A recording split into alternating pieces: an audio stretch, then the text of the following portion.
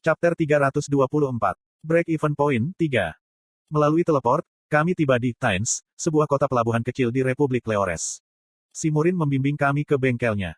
Lokakarya Simurin terletak di dekat pantai. Di luar, bengkel itu tampak seperti rumah besar, seperti rumah liburan milik seorang jutawan. Rumah itu berdiri dekat dengan lautan, dan angin laut yang lembut berhembus melewati telingaku. Cara ini. Simurin menonaktifkan sihir keamanan sederhana dan membuka pintu. Kami perlahan memasuki bengkel. Bagian dalam bengkel tampak sama mewahnya dengan bagian luarnya. Jadi disinilah kamu selama ini. Di tengah kota, Harin bergumam. Dengan kekeh, Simurin menjawab, hanya karena aku seorang penyihir, bukan berarti aku harus hidup dalam isolasi. Aku hanya pergi ke Mirinai ketika aku harus bermeditasi atau mengumpulkan bahan untuk penelitian aku. Petik 2. Simurin menonaktifkan transformasinya. Karena dia tidak mandi untuk waktu yang lama, dia kotor dan tertutup tanah. Hanya butuh 3 detik untuk menjadi bersih kembali, namun, melalui sihir, pembersihan, sederhana. Kamu pasti lelah dari semua pendakian itu. Pilih kamar yang kamu inginkan dan istirahat. Oh, kamu bisa keluar dan menjelajahi kota jika mau. Kecuali kamu. Simurin menunjuk ke arahku. Hejin, kamu akan mengikutiku ke ruang bawah tanah. Bos mengerutkan kening di sebelah aku tetapi aku hanya mengangguk. Hajin, aku tidak merasakan permusuhan tetapi hati-hati. Sulit untuk mengetahui apa yang dia pikirkan. Petik 2. Ya, aku akan baik-baik saja. Istirahatlah, bos. Petik 2. Petik 2 petik 2. Aku menepis kekhawatiran bos sambil tersenyum dan mengikuti Simurin ke ruang bawah tanah. Lantai dasar rumah itu lebih mirip bengkel biasa. Ada lingkaran sihir di mana-mana. Di mejanya ada segunung gulungan, dan tanaman aneh tumbuh di sudut ruangan. Apakah ini tempat kamu mempelajari perjalanan dimensional? Tanyaku santai. Simurin tiba-tiba berhenti di tengah bengkel dan berbalik. Dia mengerutkan kening, dan tatapannya setajam pisau. Oi. Iya nih. Suaranya terasa berat. Karena kewalahan oleh auranya, aku mundur. Dengan kerutan besar dan tatapan tajam, Simurin mengumumkan, aku tidak peduli bagaimana kamu mengetahui tentang penelitian aku. Tiba-tiba, kekuatan sihir mengalir keluar dari tubuh Simurin. Kekuatan sihir anehmu bukanlah bukti bahwa kamu berasal dari dimensi lain. Siapapun dapat membuat ilusi melalui kekuatan sihir. Petik 2. Kekuatan sihirnya yang luar biasa sangat menekan aku. Itu adalah semacam tekanan yang menghancurkan tulang, seperti daging. Pernapasan menjadi lebih keras dan aku merasa seolah-olah organ-organ aku berputar di dalam aku. Alasan aku masih tertarik padamu adalah ini. Tetapi pada saat berikutnya, tekanan menghilang, dan aku jatuh ke lantai, mati-matian terengah-engah. Petik 2. Karena kekuatan sihirmu dekat dengan kebenaran. Aku menatap Simurin. Tatapan Simurin menatapku. Kekuatan sihir murni mengalir melalui bekas luka aneh di lenganmu. Pandangannya pergi ke tangan kanan aku. Kekuatan sihir Simurin telah merobek pakaianku dan stigma benar-benar terlihat. Menatap tato seperti bekas luka, Simurin melanjutkan, kebenaran, asal, esensi. Kekuatan sihirmu mengandung segalanya. Itu sebabnya aku pikir kekuatan sihir kamu bisa menjadi kunci untuk sihir agung aku. Petik 2. Saat dia selesai pidatonya, Simurin menyalakan lampu di bengkel. Di bawah cahaya terang, aku melihat tangga yang mengarah lebih dalam di bawah ruang bawah tanah. Simurin mulai berjalan menuruni tangga itu. Aku bertanya kepadanya, haruskah aku pergi dengan kamu? Tidak. Simurin berhenti dan memindai aku dari ujung kepala sampai ujung kaki. Kamu sudah dikelilingi oleh sihirku. Beristirahat, dan aku akan memanggil kamu ketika aku siap. Petik 2. Setelah deklarasi yang agak menyeramkan, Simurin melanjutkan keturunannya. Saat itulah sekelompok sistem Windows memblokir pandangan aku. Kamu telah menyelesaikan pencarian tingkat tinggi. Kamu telah menyelesaikan pencarian tingkat tertinggi. Seiring dengan pesan yang memberitahukan aku tentang penyelesaian pencarian, aku menerima semua peralatan aku sekaligus.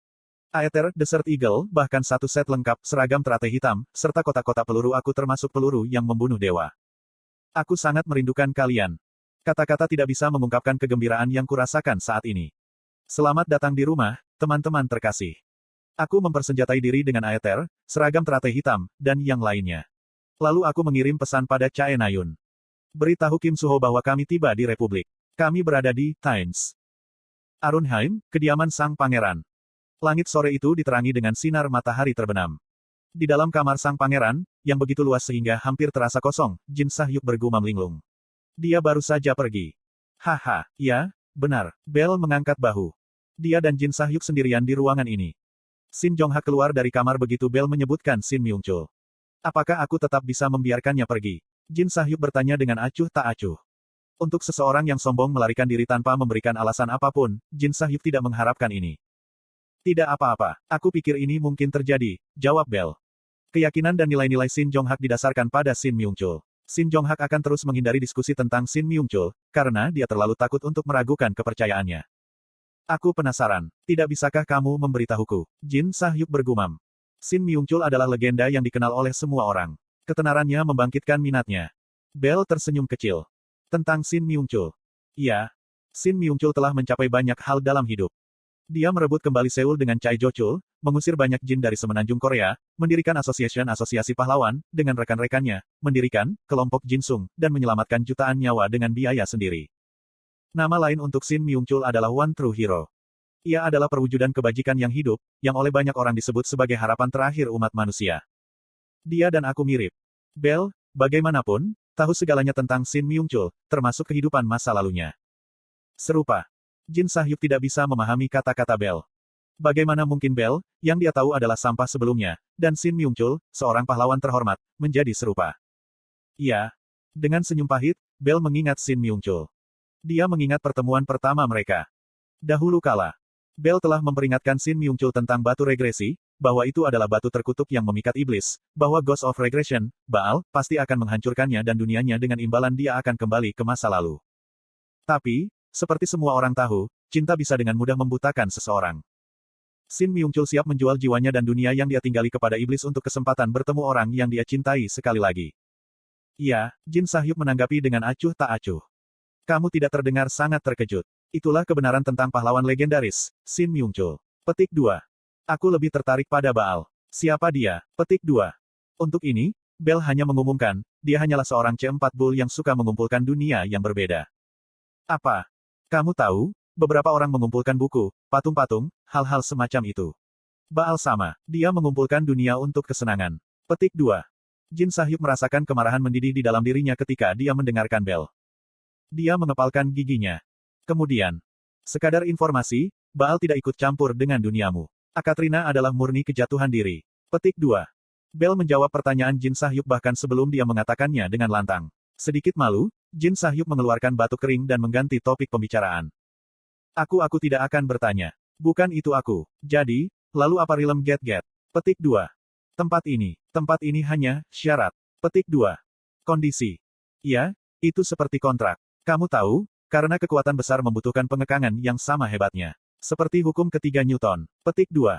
Keberadaan Baal melampaui kenyataan. Agar Baal turun, dia harus melalui proses yang benar. Gerbang alam iblis bukanlah cobaan yang diberikan kepada laki-laki oleh Baal. Baal memilih, Demon Gate Realm, sebagai solusinya. Itu adalah siksaan yang dilakukan Baal pada dirinya sendiri untuk turun.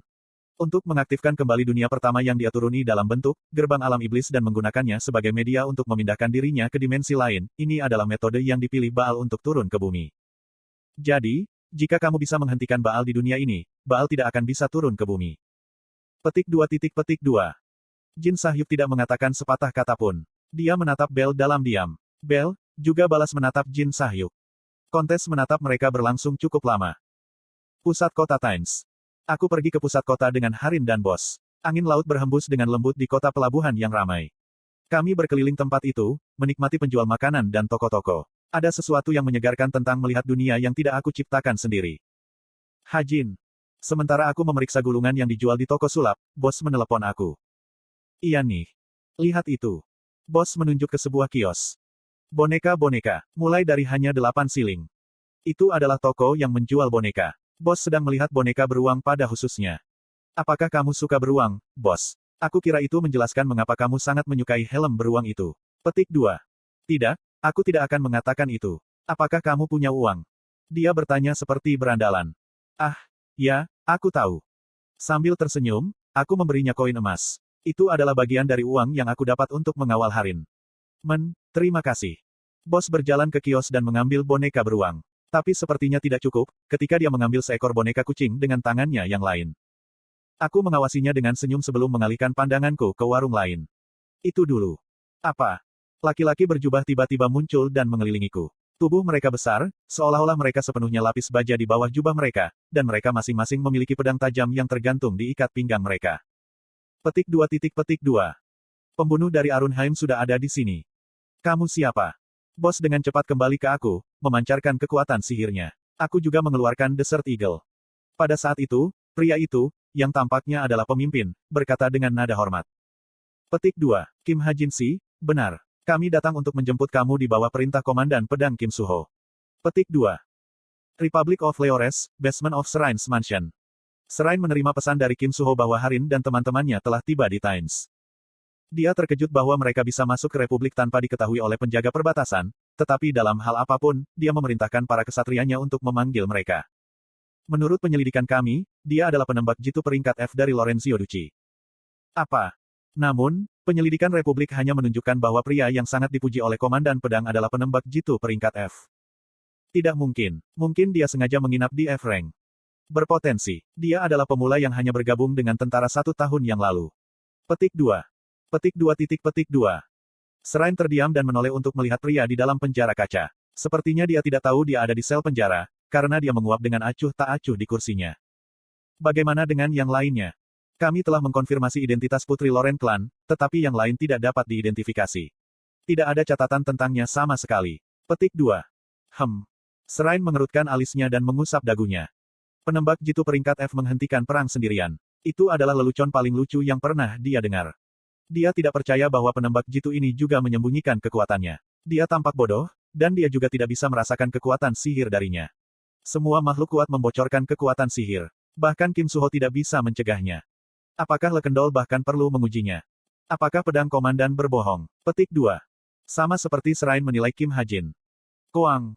Pintu ruang bawah tanah terbuka, dan seorang kesatria berteriak mendesak.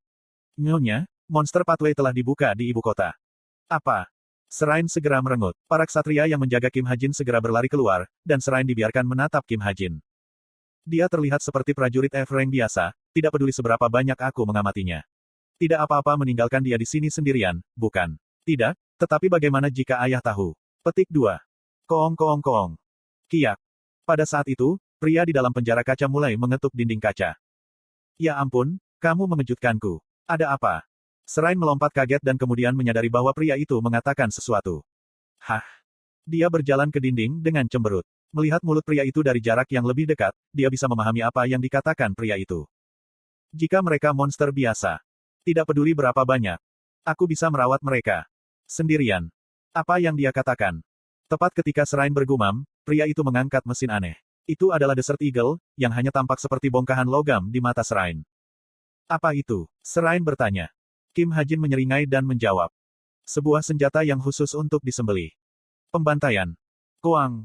Secara bersamaan, suara dering besar terdengar. Gempa bumi buatan meletus, dan sebuah lubang besar muncul di tanah. Koa. Suara-suara aneh terdengar dari lubang. Itu adalah campuran dari seruan monster. Sudah lama berlalu sejak Monster Pathway dibuat begitu dekat dengan ibu kota. Shrine menggertakkan giginya dan mengeluarkan pedangnya. Petik 2. Kemudian, dia menatap Kim Hajin. Dia menatapnya seperti anak yang tidak bersalah, mengetuk dinding kaca. Ketika mata mereka bertemu, Kim Hajin berbicara. Biarkan aku keluar. Dia terlihat terlalu santai. Kwaaaa. Teriakan monster menjadi lebih keras. Koong. Dan pria di dalam penjara kaca mendesaknya terus-menerus. Hanya biarkan aku keluar, aku akan mengurusnya untuk kamu. Membaca mulutnya, Shrine mengerutkan kening. Jika kamu sangat percaya diri, mengapa kamu tidak keluar saja? Meskipun itu yang dia katakan, Shrine menekan tombol untuk membuka penjara. Apa? Pintu penjara kaca terbuka. Pria itu berjalan santai, menatap Shrine, dia bergumam dengan arogan. Aku tidak ingin dikenakan biaya atas perusakan properti.